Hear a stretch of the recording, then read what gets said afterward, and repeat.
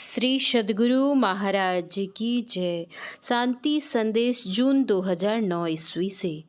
राम भजन बिनु मिटही की कामा।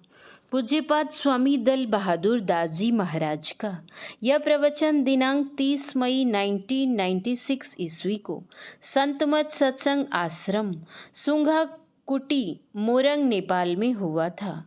प्रेषक प्रोफेसर डॉक्टर गुरु प्रसाद।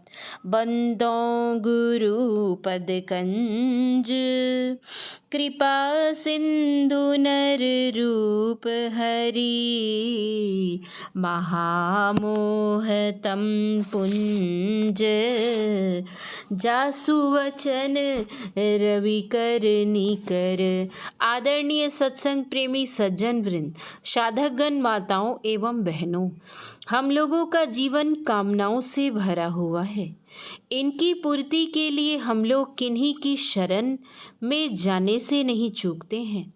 देवी देवता, भगवान और जड़ चेतन सबकी शरण में जाते हैं। मनुष्य की शरण में भी विविध प्रकार से जाना पड़ता है। पुत्र पिता की, पति पत्नी की, पत्नी पति की, यहाँ तक कि गाय भैंस की भी शरण में जाते हैं, परंतु कामनाएं पूरी हुई ऐसा मन कबूल नहीं करता है। ऐसा होने का कारण अज्ञानता है। मोह सकल व्याधीन कर मूला, तेहि ते पुनि उपजहि बहुसूला। रामचरितमानस। नहीं जानने के कारण ही सबकी शरण में जाते हैं। जान जाए तो ऐसा नहीं करेंगे। यह जानकारी होगी, ज्ञान होगा सत्संग से। रामचरितमानस में आया है, कामनाओं को पूर्ण रूप से मिटाने के संबंध में। बिनु संतोष न काम न साही, काम अछत सुख सपने हूँ नाही।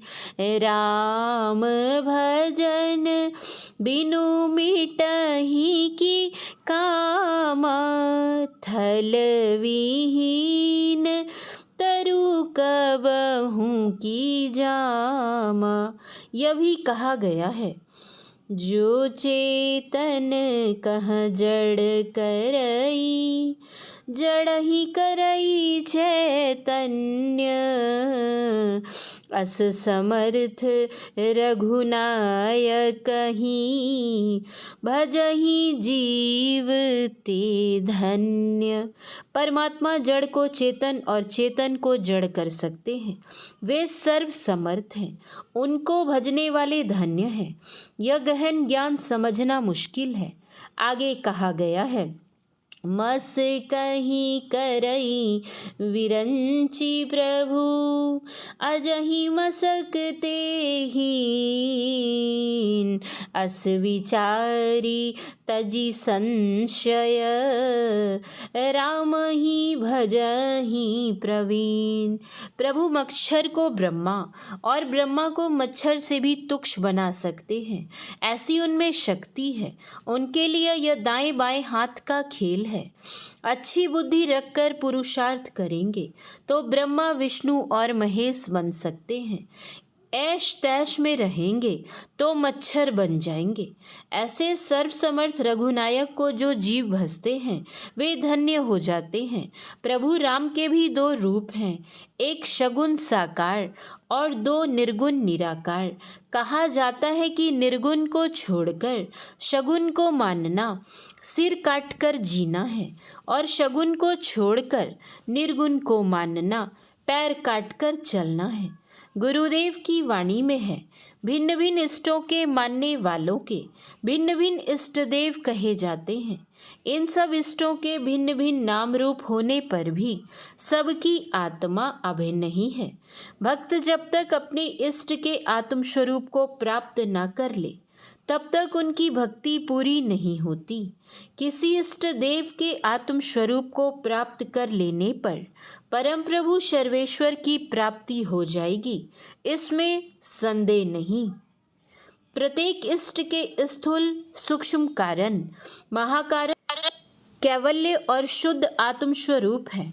जो उपासक अपने इष्ट के आत्म स्वरूप का निर्णय नहीं जानता और उसकी प्राप्ति का यत्न नहीं करता, केवल उसके वर्णात्मक नाम और स्थूल रूप में फंसा रहता है, उसकी मुक्ति अर्थात परम कल्याण नहीं होगा। संतमत खंडन मत नहीं, मंडन मत है। नाव का आधार पानी है। पानी नहीं रहे तो नाव फट जाएगी। नाव पानी में हो पर उसमें पानी न आवे, नहीं तो उसको डुबो देगी। उसी तरह साधक भक्त संसार में रहे पर उसमें सांसारिकता नहीं आनी चाहिए। सांसारिकता रहित मन पवित्र होता है और पवित्र मन से साधना करने पर एकाग्रता होती है, सिमटाव होता है तो ऊर्ध्वगति होती है। ऊर्ध्वगति होने पर साधक स्थूल से सूक्ष्म में, सूक्ष्म से कारण में, कारण से महाकारण में और महाकारण से कैवल्य में जाता है। तभी पूर्ण आत्मज्ञान होता है और तभी परमात्म दर्शन होते हैं। हाँ, तो मैं कह रहा था, सत्संग में गुरु उपासना माध्यम है।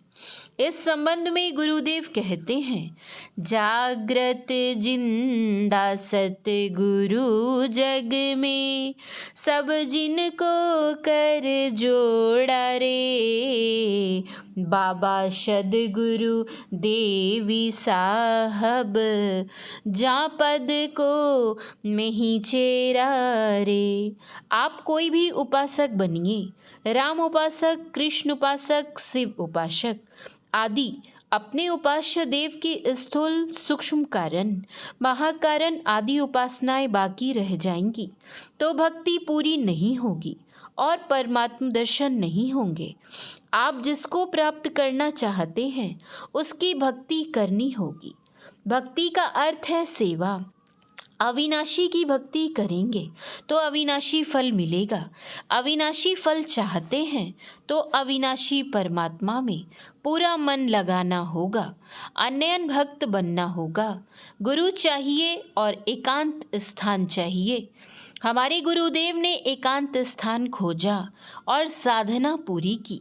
भगवान बुद्ध के समय में ध्यान के स्थान जंगल, पहाड़ और शमशान आदि थे। जब तक पूरा पुरुषार्थ करके साधना नहीं करेंगे, अनन्य भक्त नहीं बन सकते। भगवान बुद्ध भूत का, बाघ का डर नहीं रखते थे। इसी अन्यता के कारण उन्हें साधना करते समय हाथी टहनी लाकर छाया देते और खाने के लिए बंदर फल लाकर देते थे। उधर भगवान श्री कृष्ण कहते हैं, भक्तों का योगक्षेम मैं स्वयं करता हूँ।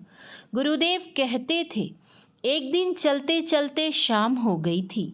मुझे एक आश्रम मिला। वहाँ देखा कि एक महात्मा है। मैंने रात्रि निवास की इच्छा व्यक्त की। उन्होंने कहा, रहोगे तो सही पर खाने का उपाय नहीं है। खाओगे क्या? पर मैं जाता तो कहाँ जाता? शाम हो गई थी, वहीं रह गया।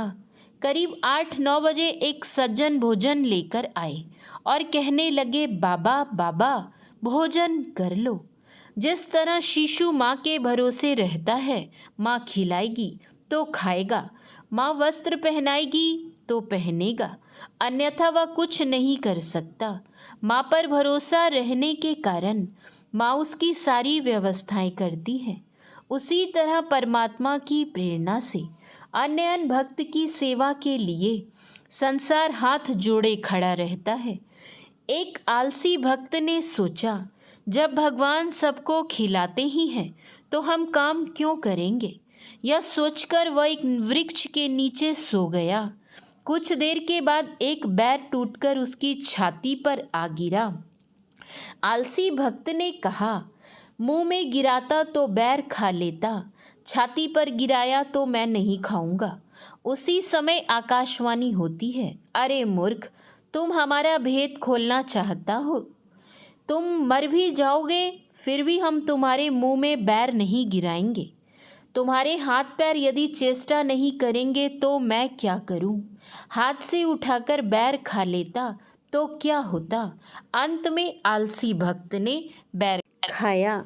जिस तरह हम लोग संसार के कामों में मन लगाते हैं, उसी तरह परमात्मा का ध्यान करेंगे तो हाजिर हुजूर। इसीलिए राम भक्ति चिंतामणि सुंदर, पसई गरुड़ जाके उर अंतर, परम प्रकाश रूप दिन राती, नहीं कछु चाहिए दिया घृत बाती। गुरु युक्ति से साधना करने पर यदि एक बार उस प्रकाश का उदय हो जाए तो सदा प्रकाश ही प्रकाश दिखेगा।